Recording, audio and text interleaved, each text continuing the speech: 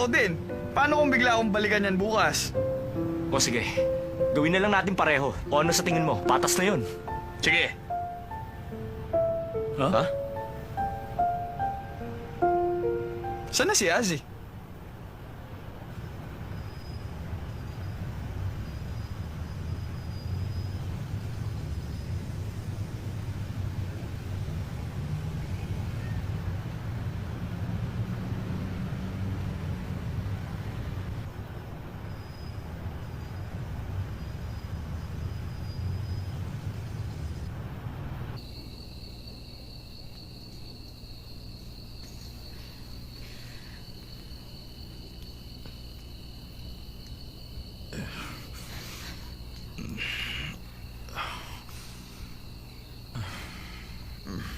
Dao Mingsu, okay ka lang ba?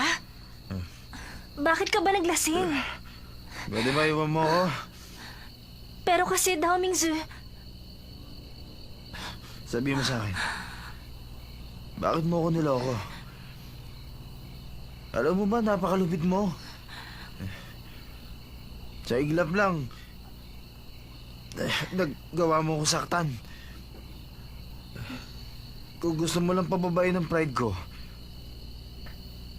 pues panalo ka. Bakit nagawa mo hilingin sa akin? Napagtiwalaan ka. Ano ba gusto mong gawin ko?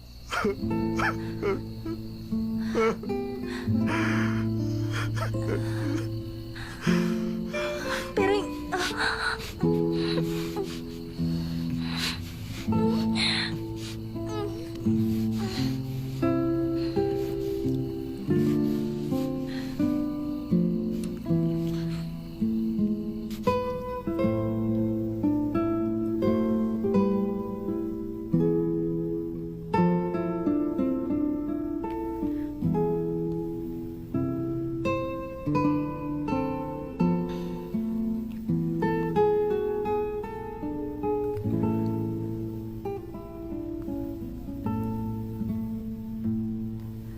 Pakiramdam ko, ako ang pinakamaligayang babae dahil kasama kita.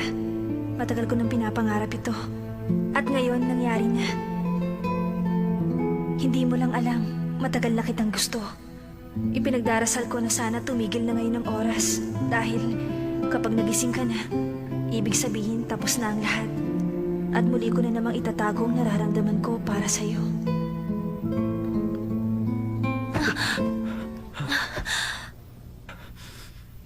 Kumusta ka na?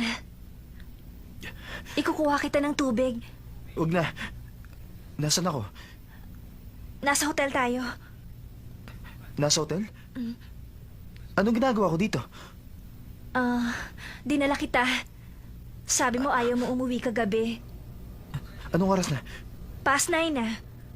Ganun ba? Bakit ka naglasing kagabi? Dahil ba yun sa mga picture na nakita mo? Wala kang pakialam! Sino ka ba sa akala mo? Baka hindi mo alam kagabi, hinalikan mo ko.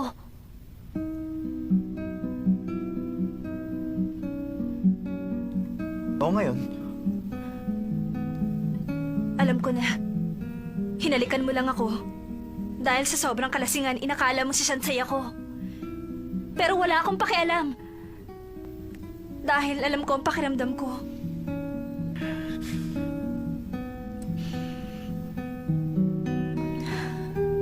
Ang tanga ko talaga. Ang baba na tingin ko sa sarili ko. Pero hindi kita masisisi.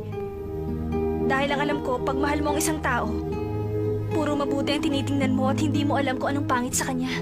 Tanggap mo ang lahat. Wala ka namang ibang pinagtutuunan ng pansin. Kundi siya lang. Wala kang pakialam sa nararamdaman ng iba. Dawisa! Wala akong pakialam sa iniisip nila! Hanggat naniniwala ka sa akin! Isa itong malaking pagkakamali, hindi totoong binibintang nila! Maniwala ka sana! Alam kong wala makakaagaw sa pagmamahal mo sa kanya. Pero mahal kita. Daomingsu! Pwede ba? Bakit? Kung kaya ni Shansay, kaya ko rin gawin. Pwede ako maging katulad niya. Kaya ko rin maging matapang at kumilos na parang lalaki. Kaya ko rin makipag-away. Kahit na anong sabihin mo, gagawin Gagawin ko lahat para sa'yo. Handa akong baguhin ang aking sarili. Iba si Shansai, tandaan mo yan. Tumigil ka na sa kalokohan mo. Isa pa. Ilihim mo na lang ang mga nangyari.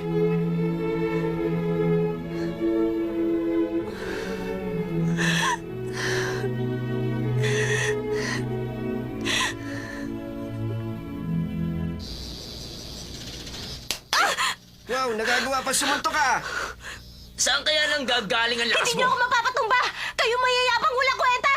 Alam niyo ba, mas may silbi ba ang lamok kesa sa inyong lahat? Ano sabi mo?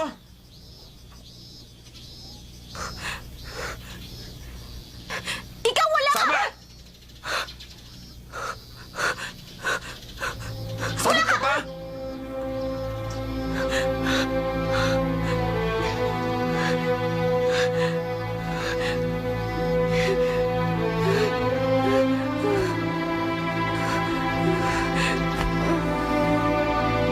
Sensei! Hoy, Sensei! Wala ka pala. Damis na. Pero niloko ka niya! Ah!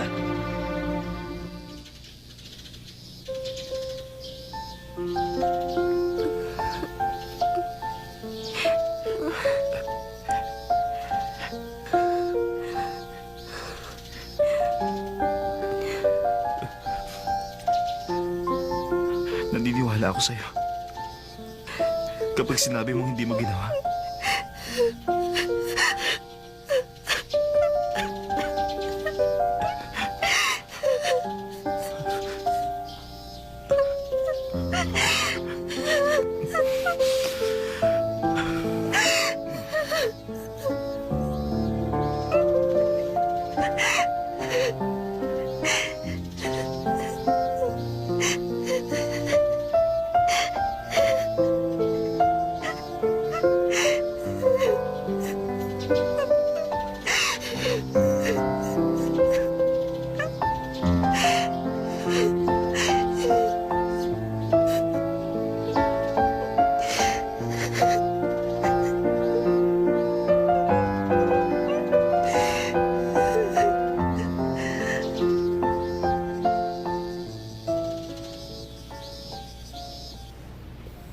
Sige na.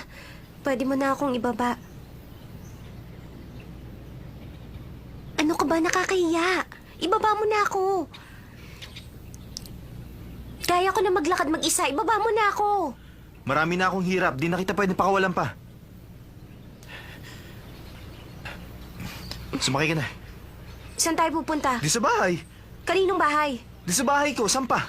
Ba't di mo ko ihatid sa amin? Haharap ka ng ganyan na itsura mo? Hindi ako sasama. Sige na, sumunod ka na lang. Ayoko Sumakay ka na sinabi. dyan. Sige na.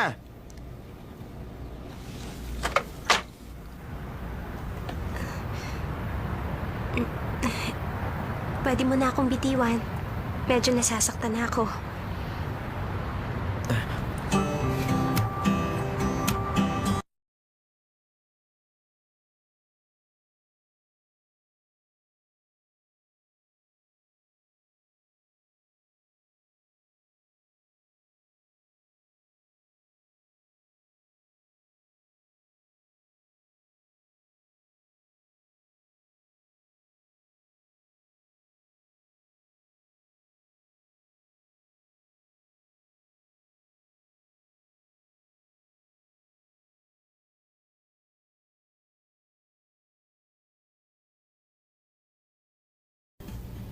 Ma'am, ihahanda ko lang po ang inyong pampaligo. Salamat. Ma'am, akin na po ang inyong mga damit at palalabang ko na. Naku, hindi. Wag na lang. Ako na lang maglalaba. Salamat. Kung hindi po namin gagawin ang sabi po ni Sir, kami naman ang pagagalitan niya. Ganun ba? Wag niyo na akong alalahanin. Ako nang bahala. O kahit gamutin ko na lang po ang inyong mga sugat. Huwag na. Ako nang gagawa niyan mamaya. Ma'am, ayos na po ang inyong pampaligo. Sige na po, ma'am. Sige na po, ma'am. Tutulungan Okay na lang namin ako. kayo. Huwag na niyo po ako kayo mahiya. intindihin. Ako na ang gagawa nito. Si ma'am naman. Hindi na kailangan.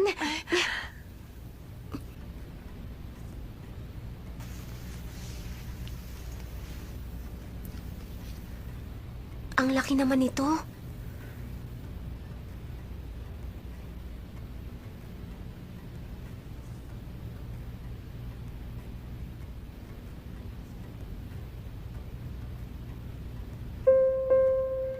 Bakit Bakit kaya nung ginugulpi nila ako, hindi ko nagawang umiyak?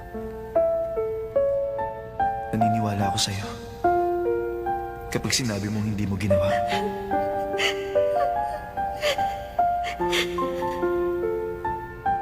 Pero hindi ko napigilang umiyak nung niyakap na niya ako ng mahigpit. Bakit niya ako niligtas sa mga yon? Pero ng mga sandaling yon, pakiramdam ko, ligtas ako at walang sino man ang maaaring manakit sa akin. Marami na akong hirap at di na kita pwede pakawalan pa. Ano bang ibig niyan sabihin? Naguguluhan ako ngayon?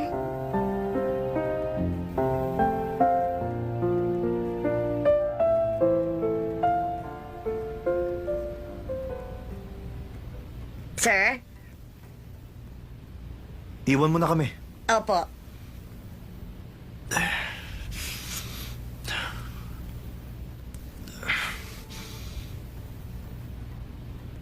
Siya nga pala, tumawag nga pala ako sa bahay niyo. Sabi ko sa kanila, dito ka matutulog. Hindi ko alam, pero mukhang masaya pa yata yung mama mo. Nasisiraan na talaga sila. Teka, bakit ganyan ang itsura ng buhok mo? Nag-shower kasi ako. Ganito ang itsura ng buhok ko kapag basa. Babalik sa dati yan pag tuyo na.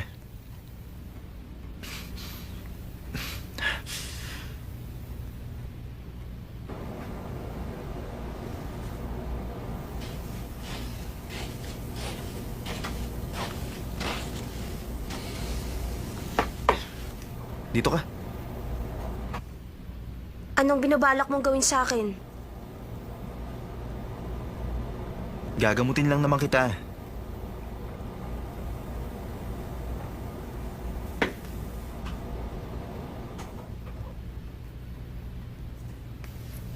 Aray ko naman! Ay, huwag ka kasing malikot. Aray ko, masakit talaga! Sabi ko na huwag ka kasing malikot.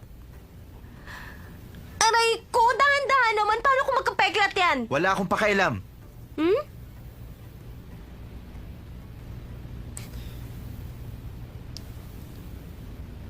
Sorry ah. Nasaktan ka na dahil sa akin. Sorry talaga. Talaga bang hindi ka natulog kasama ng kanong yun? Pwede ba wag mo kong pag-isipan na masama? Kasi Hindi ako ang klase ng babaeng iniisip mo, kaya pwede ba tumigil ka na? Hmm? Huwag mo sabihing nagsiselos ka. Oo, tama ka. Nagsiselos nga ako. Kaya ko siyang burahin sa mundo. Puwisit na yun.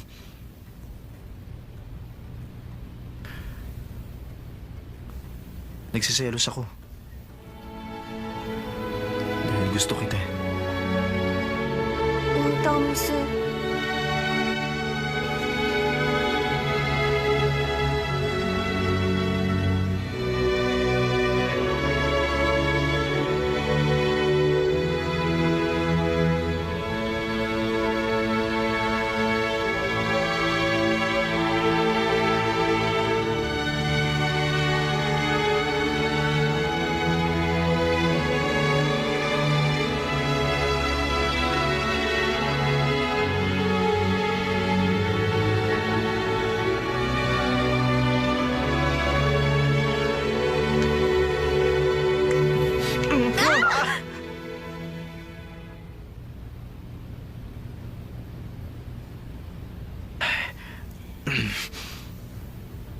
Oh, ba't namula yung mukha mo?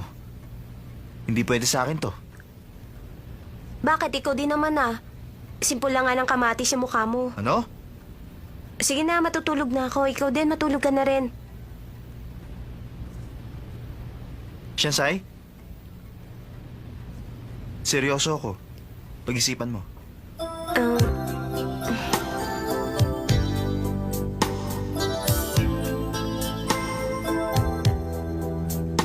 Hindi ako makapaniwalang gusto niya ako. Pero pinayagan ko siyang halikan niya ako. Ano ba nangyari sa akin? Ano bang gagawin ko?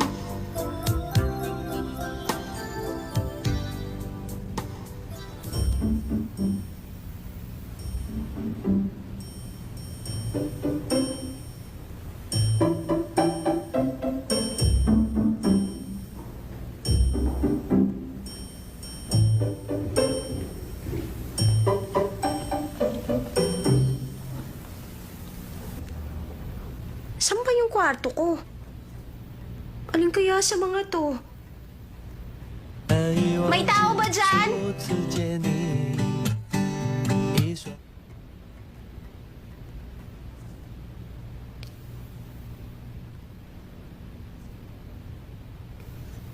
Miss Anchay, maupo na kayo. Ang breakfast ninyo.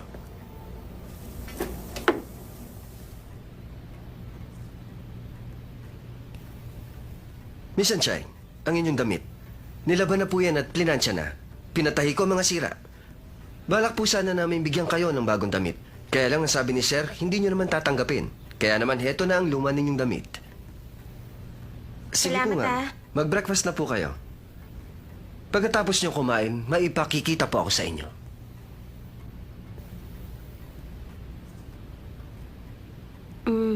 Talaga bang kailangan nandiyan ka? Oh, Miss Anchay, dapat po ninyong malaman na yan ang kaugalian dito sa bahay. Ah,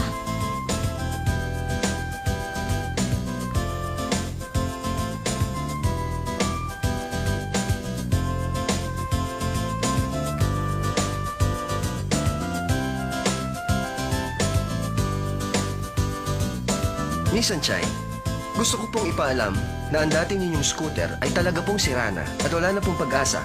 Kaya po inutusan kami ni Sir Daming Sir na bilhan kayo ng bago bilang kapalit ng luma ninyong scooter. Eto, narito ang susi. salamat. Ah, si Daming Sir. Gusto ko magpasalamat sa kanya. Nako, pasensya ka na. Kanina pa siya umalis. Bakit maaga siyang umalis? Bago kasi siya umalis kanina, meron akong narinig. Ang sabi niya, meron akong paghihigantihan. Ano? Sinabi niya yon?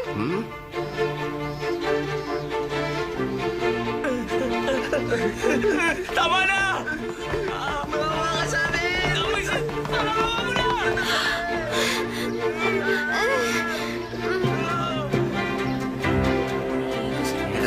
Teka, nakita niyo si Daming Sir? Ay, nandun siya!